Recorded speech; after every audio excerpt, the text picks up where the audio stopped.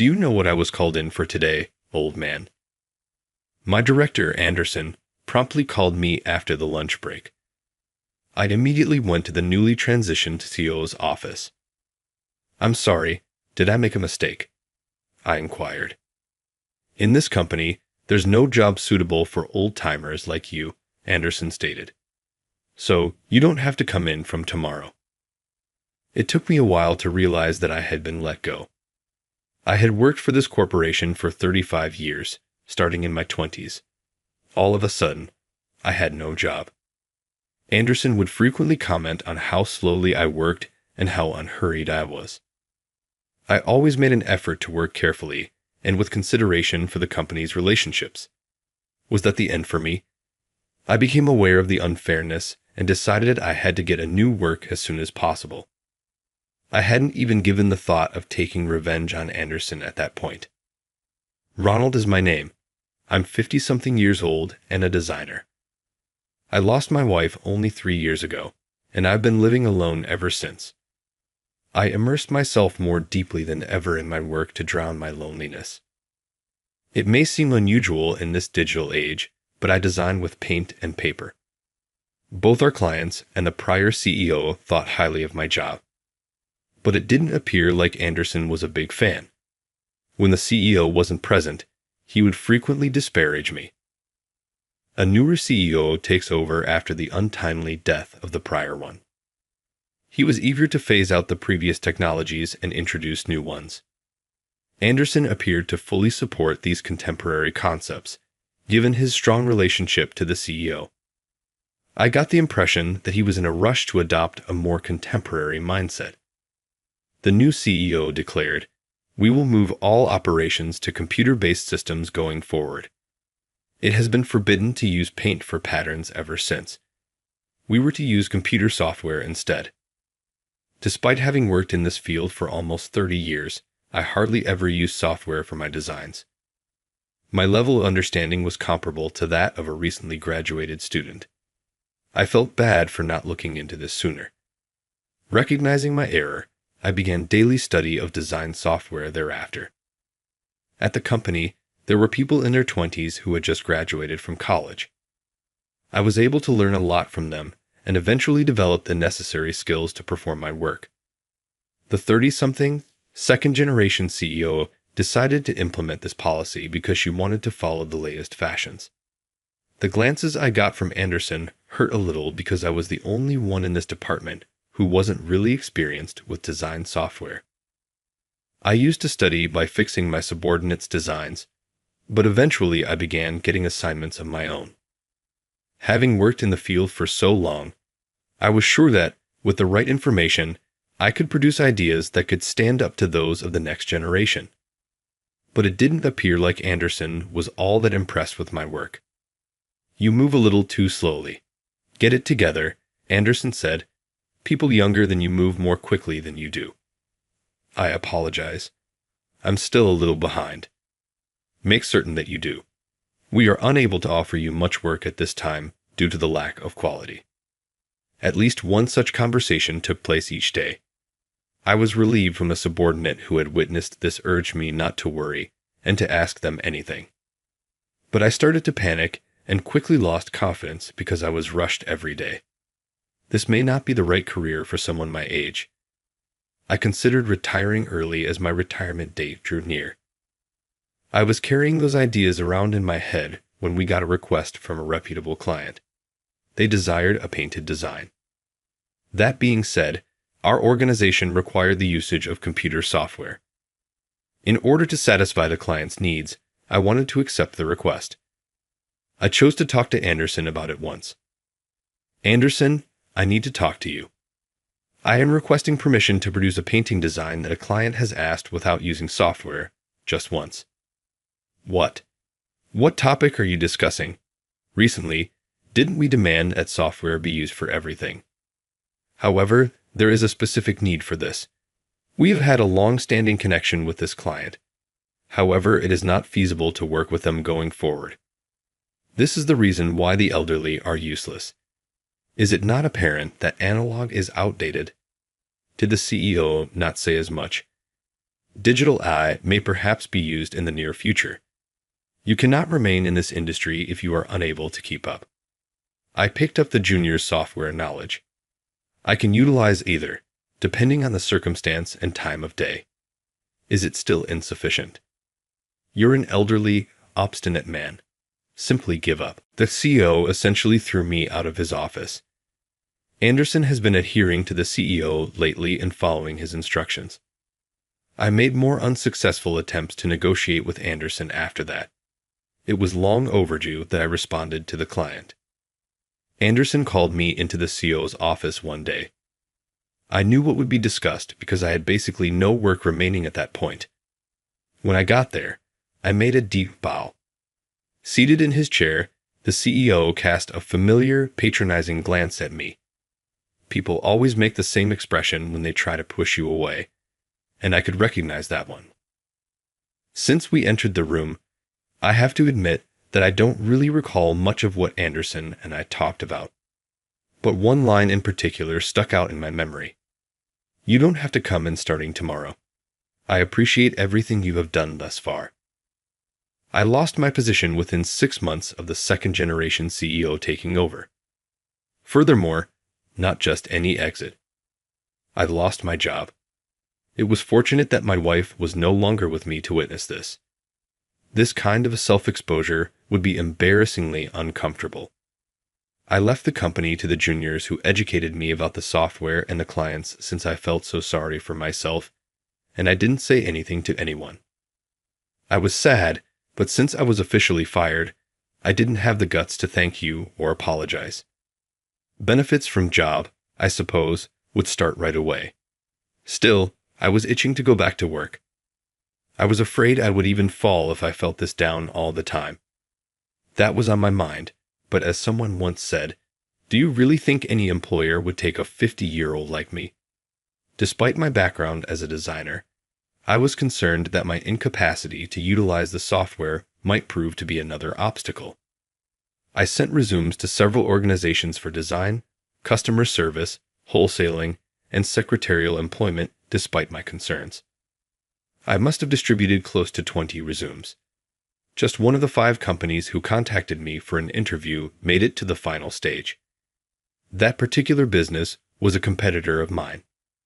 I didn't think I would get the job. You undoubtedly possess the expertise. I looked at the designs you've been working on, and each one is beautifully crafted and visually pleasing. It would be a pleasure to collaborate with you. How would you respond? Really? Of course, I would adore collaborating with you. Then, how about we get started in a week? Please teach our newcomer the fundamentals of traditional design methods. I really appreciate it. Being appreciated for my abilities once more felt amazing. Once again, I was going to be a designer. I had been with the company for a month now, and I was slowly but surely picking things up. Then an unexpected event occurred. Almost $2,000 more had been taken home by me on my first paycheck at this company. Although it may sound a little harsh, this company offers really good income. Sam chuckled as I muttered something beneath my breath. Ronald, that's because you're so talented.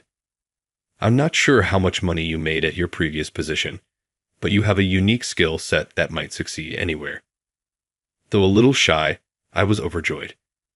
As I picked up the skills and gained recognition from Sam and my juniors, I questioned whether I was actually contributing to the squad. It was then that my phone rang. Anderson was the one. When I nervously replied, I was met with an indignant diatribe. You're not qualified as an adult or a professional. You're the reason why everyone is in difficulty. Please don't be upset. What took place? There's no time to dwell on the past. You quit your employment without turning in any paperwork. We don't have any historical statistics or client information. That's because there wasn't enough time, and I was told to leave on that day. Such pathetic justifications. How did you treat us? Within 2 days, submit the handover data, else you will be declared jobless and at liberty. Regards in advance.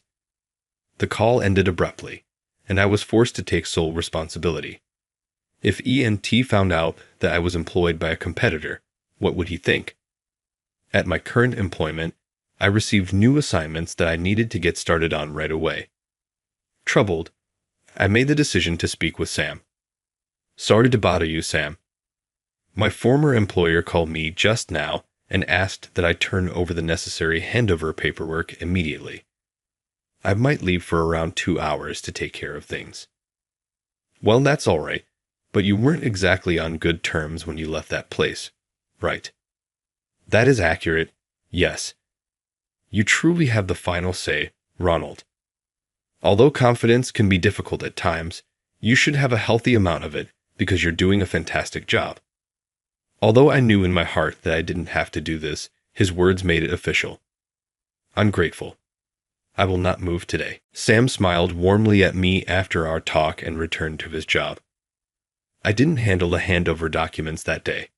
That was the end of my relationship with my previous employer. I apologize for the abrupt call. It's John here. Do you still recall me? It had been about a month since I'd hung up on Anderson and ended things when John, a former classmate, contacted me. I hesitantly answered the call, fearing that he might have been prodded by Anderson, only to hear an incredibly flat voice. Yes, you are in my memory. I apologize for causing difficulties and leaving so quickly. What took place today? Don't worry at all. I take it that the director and the CEO are the reason you left. We've been experiencing some issues. Apart from myself, it appears like everyone in their 40s and 50s is getting laid off based on what I've heard.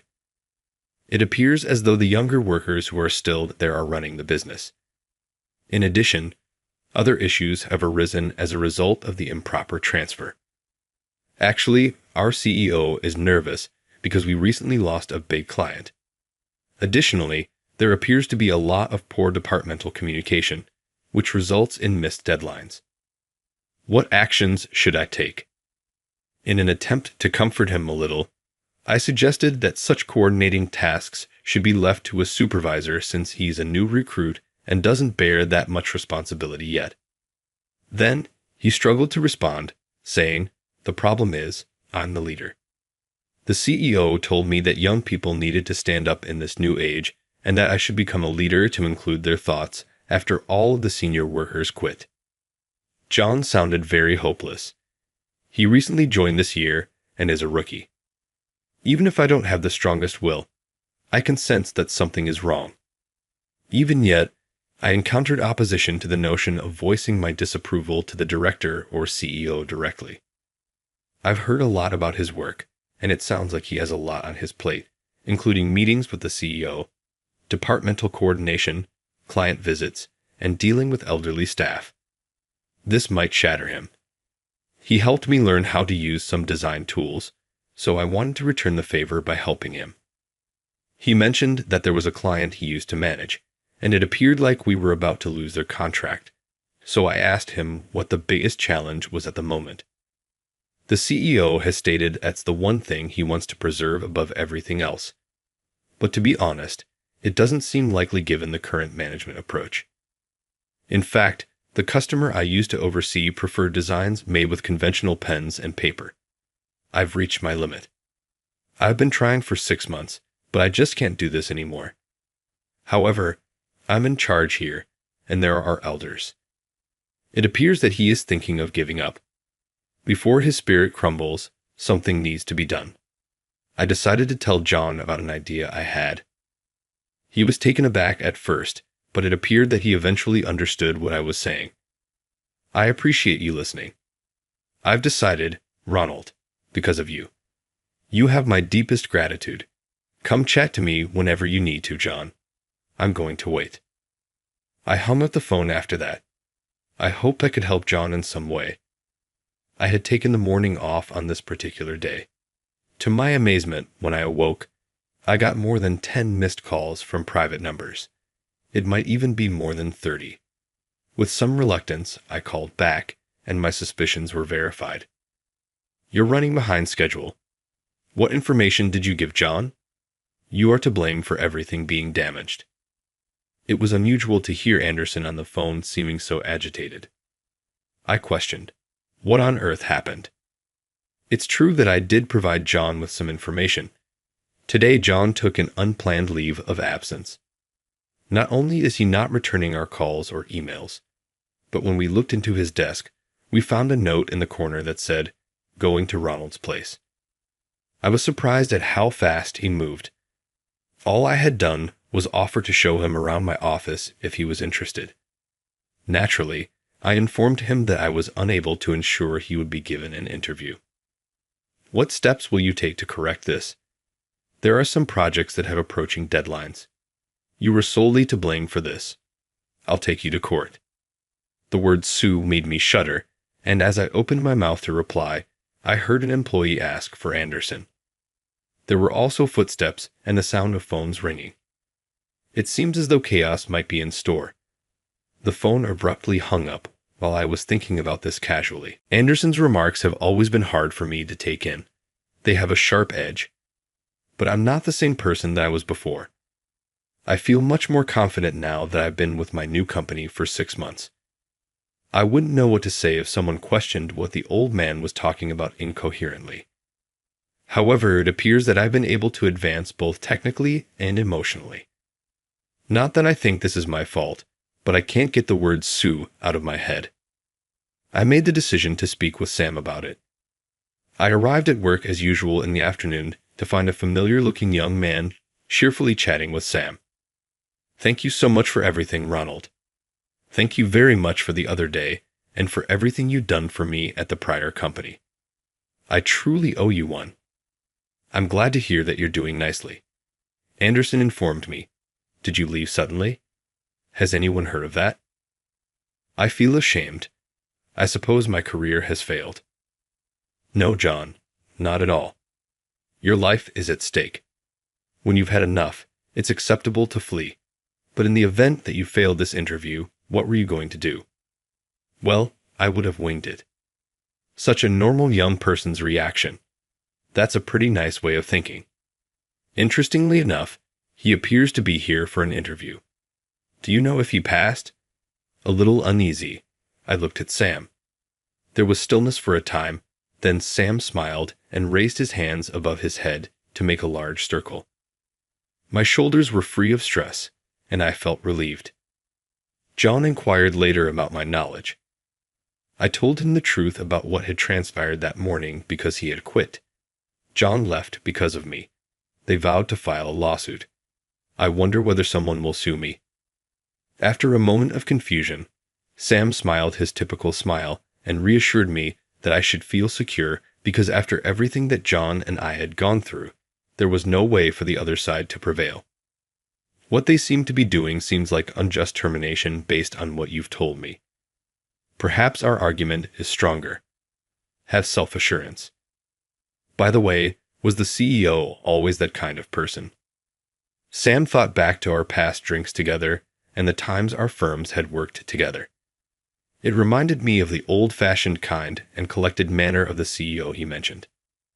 That may be the father, the CEO from the first generation. Once he died, it went to the second generation. Are you serious? They appeared to be quite different people, so I sensed something wasn't right. Now that I see.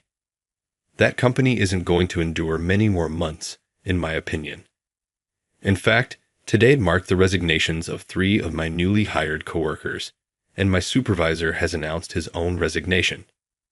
Their father worked so hard to maintain the company. Thus, it is inexcusable that they allowed it to fail. Okay, let me handle it the next time they get in touch with you. I'll let them know how I really feel. Sam's cell phone rang just as he finished speaking, so he quickly left the room.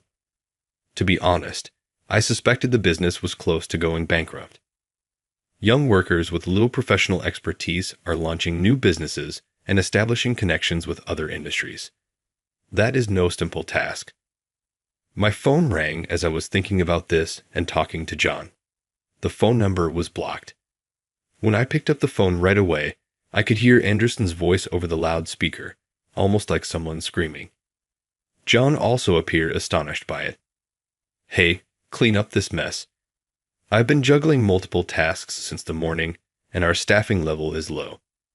Since there's nothing I can do, I've also resigned. How are you unable to find work? At the very least, you can arrive and assist. Old man, when else are you going to look good? We must have spent 5 minutes or more having similar conversations. A booming voice came from the side just as I was about to hang up. Up until now, I've been listening silently. Is it a polite way to ask for assistance? That's not how you interact with people. Here, who is the true adult? There was stillness for a while, and then John yelled into the phone, releasing all he had been holding in. Then Anderson's voice became tremulous. Is that you, John? Please, John. I'm not upset. Return. Our CEO is waiting. You are needed. Thought to himself, he knew John would never approve. Then Henderson spoke in a dejected tone. Are you implying that the business cannot function without me, even if I am fired? I won't be let go because I'm a young man, not an elderly one. It appeared like he feared losing his job. He must be concerned because he has a child in middle school. However, he is only 4 years younger than me minus 49. He must appear to be an old guy to the CEO of the second generation. Look, I'll tell the CEO to give you a raise right now if you can keep working with the client that Ronald used to handle. Thus, will you not return? About that client, they've just signed a contract with our company. Sam seems to have heard Anderson and John's loud voices. As though tossing off the facts, he repeated them. During our phone conversation, I had requested John to notify my previous client of my whereabouts in the event that he planned to visit this organization for an interview. What on earth are you? Outsiders, please depart. Here, I'm conversing with John. Hey, Anderson, I believe we've already met. Are you forgetting? That was during the tenure of the former CEO. We shared a drink between us. My name is Sam Smith. At the drinking party, you came across as really sincere. Was that only a theatrical production? Anderson lost it big time as he thought of Sam. He was undoubtedly taken aback that someone outside of his company, from a rival company no less, had discovered the real him. Not to mention that John and I from the competing firm were present. At this point, what should I say to the CEO? It doesn't matter if Ronald is the one now. I'll hire you again, so please come see us today. The next instant, Sam was berating Anderson for his lexical choices. Anderson remained bewildered, and the phone picked up the sounds of everyone's commotion. Footsteps, phones ringing, apologies. I apologize, Ronald. Okay, just please return. This time, you can stay indefinitely. Can you pay me 10 times the salary? I could hear his voice losing its vitality. I was shy, so I think Anderson thought I would return, but I'm finally accepted into Sam's company. Nothing to be afraid about. 10 times? What topic are you discussing? You are aware that our business does not possess that much cash, correct? It is not possible if you cannot pay. As you are, please give it your all. At my current job, I'm paid roughly twice as much as you people. I'm not planning on returning. There was background noise, so I could hardly hear what Anderson was saying. I soon heard nothing more than noise till the call ended.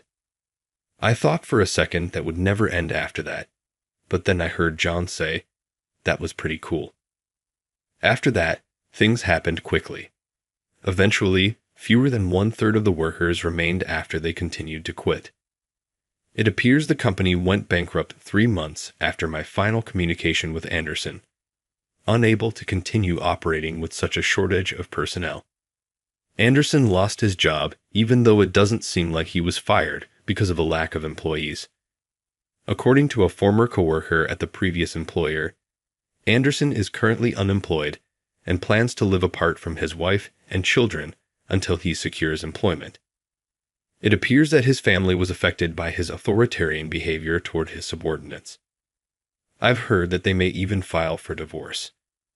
I wonder how Anderson is making judgments now that he doesn't have the CEO as a cover, as he sounds desperate. Ronald, I really liked your last design. You truly are amazing. I'm glad we gave you the job. I've been employed here for a year now. This organization acknowledges and commends me. Everyone tries to encourage one another. I was hopeless that day, but I'm here now because I was let go. I feel like I owe Anderson and the CEO of the prior business something. I've been given a lot of work to do, and I'm overwhelmed, but it's a nice kind of busy. I intend to work as hard as I can till retirement. No, as long as they have me.